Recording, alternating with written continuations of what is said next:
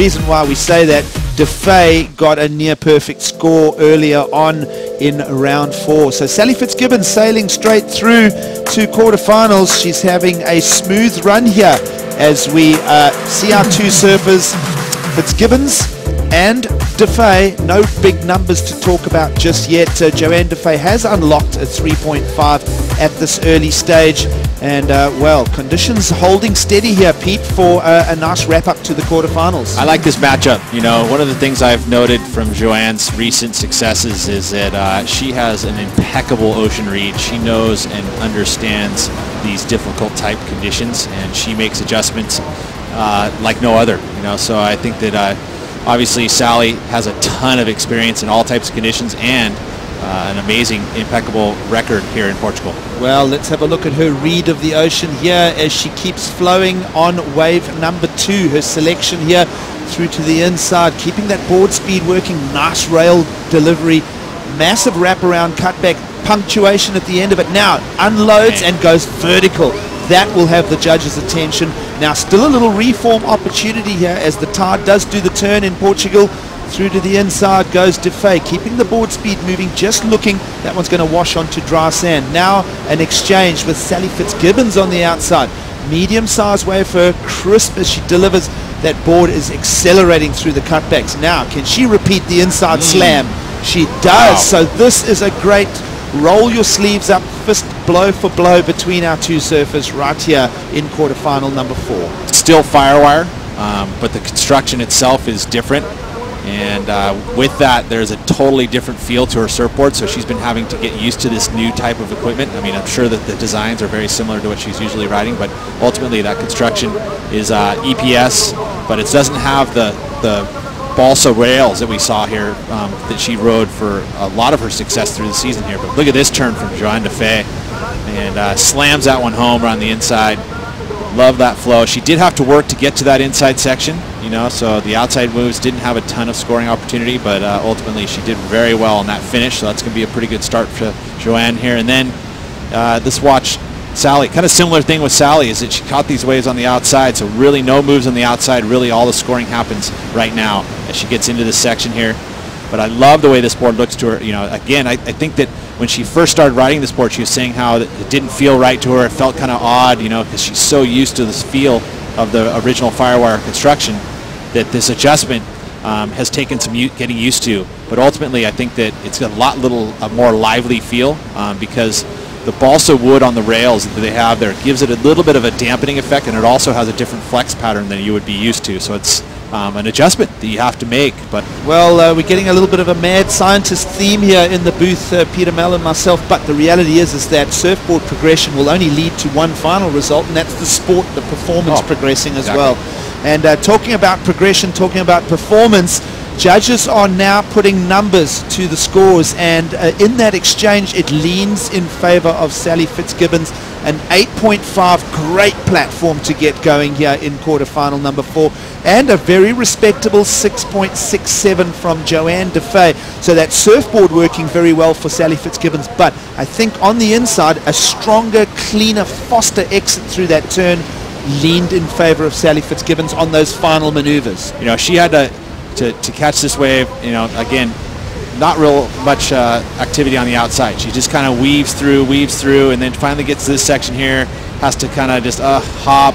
So a lot of action just to get to the inside here, and this is finally where this wave starts to smooth out for her. And she gets the nice wrapping carve here. The wave wasn't real steep right there, so it's not a super difficult turn, but then bang on the closeout move there, stays together, and then this wave reforms on the inside. But again, as she gets to the inside here, you know, nothing real substantial as far as quality turns, whereas now we see this wave here, and again, same thing, had to get to the inside, but this one steepens up for her pretty substantially. Right here, nice arc, you know, the clean arc, does it all in one motion, and then here, bang, and that was you know, the way she exploded off that lip was a little bit more exciting, and ultimately the turn previous to that was a bit more strength. But look at this, just hammers it, gets the fins up and over. And she can't hear a thing considering that she has plugged that ear completely closed. You know, so a good solid difference in comparisons there, 6.67 to the 8.5. Fantastic stuff. Surfboard working well for Sally Fitzgibbons, an 8.5. Now let's have a look. Johanne Defay will pick up on this here. wave number 3 of her count here in quarterfinal number 4, through to the inside for Defay.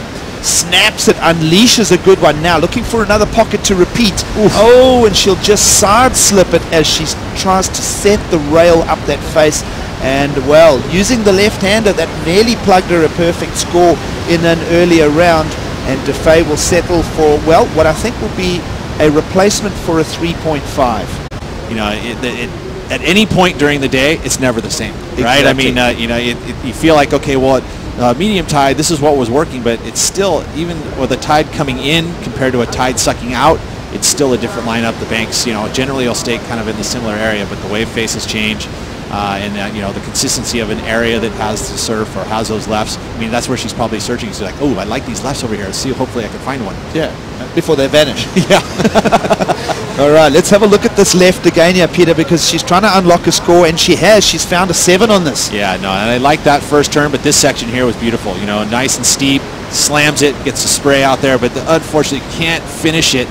And she had to eject right there. I don't know where the rocks were in relation to this, because I was kind of trying to find out where she was in the lineup, but ultimately she's kind of thinking that same thing in her head as she heads that direction, that you know the rocks are there, so they're always kind of in your peripheral vision. And she pulled herself out of that darkness and decided to focus her attention on something else, build momentum in other areas of her life, and she did that by creating the Sally Fitzgibbons Foundation and targeting childhood obesity. She also has Fitzgibbons International, and what she's going to be doing with that, she's already launched a book, Live Like Sally. There's a follow-up in the works. She's also going to have an app, a fitness app, that'll be targeted more towards children. Apparently that's going to come out sometime in December. So she's focused her attention on other areas. She said, of course, she always will want to win a world title, but it's not just about that anymore. It's about making sure that the other areas of her life are just as fulfilled as her surfing career. This will always be her priority, but she's just looking to have a couple of more colors to work with. Of course she's going to be emotionally scarred from it, you know, and you get retrospect, you get looking into what makes you a real and solid person, and Sally has done that. I mean, I love the work that she's doing with the children. It's amazing stuff, and you know, I hope that she keeps at it, because it's just going to help the rest of the world, and that's what we love about it, taking her fame and her fortune through her surfing, but applying it and giving back. Well, here we go with her just unrolling a 4.6 here, Peter. Not enough to take the lead from Defay, but clean work on the rail. She's looking like she's about a pounce here in quarterfinal number 4. Well, that one came in at a 4.6, just shy of the score allocated that she needed. A 5.17 is what she needs, so she's going to have to paddle back out. Here's another statistic. Sally Fitzgibbons here at the Cascais Women's Pro is the only surfer that can boast a clean flight through to the quarterfinal. She hasn't touched round 2 or round 4. She's got the elimination rounds, right? She hasn't visited This is her first elimination round right here, right, so she's exactly. Finally dealing with it. Well, we're watching live action with Johanne Defay, heat leader, trying to unlock better numbers. Defay leading with a 7 and a 6.67, so anything that our surfer in blue attempts to ride will want to better a 6.67 and build a bigger requirement for Sally Fitzgibbons. The swell is settling, and the wind maybe even just settling into a steady knots here for quarterfinals of the Cascais Women's Pro. We are with Johanne Defay and Sally Fitzgibbons. Looking for numbers is Sally Fitzgibbons, trying to unlock a 5.17 and holding priority, and now unlocking another ride here. Fitzgibbons will go on the rail smooth. You'll see how low she keeps that center of gravity. Now keeping board momentum, looking for opportunities to rebuild here as the tide pulls out in Europe. Rail to rail, speed generation, keeps it smooth now. Approaching section, squares it out and recovers it. So now more opportunity on the inside. Repeat, rinse, repeat. There we go. Hey, that's going to be enough. I think that's going to do it. 5.17 is what the judges have allocated, what she'll need to overtake Johanne Defay in this last 7.5 minutes, and I would say that that is going to do it. We have yet to see any scores here. Watch the replay on the outside section here. Nice, smooth, round cutback, and rebounds off that whitewater section, redirects back into that power, stays with it, and then sets up this inside section here. And of course, that new board stuck to her feet, really lays into that one and releases the fins, pulls it down, and finds another section here on the inside. I mean, it was already a good score, but then to finish off like that, this is going to put her out front, and it's going to make Johanne Defay need a pretty solid score, maybe into the excellent range. Well, can say, hey, can you show me, you know, wave number 1 or wave number 3 of Johanne Defay? Because I feel like I want to compare it. You know, ultimately, that's what the head judge sits up there and does. He just kind of guides and you know, choreographs the panel, but doesn't influence them whatsoever. Matter of fact, it's one of the now driving seat for Fitzgibbons, a 7.93 on the last ride. Marry it up with her opener of an 8.5. Technically, a brilliant quarterfinal unfolding here.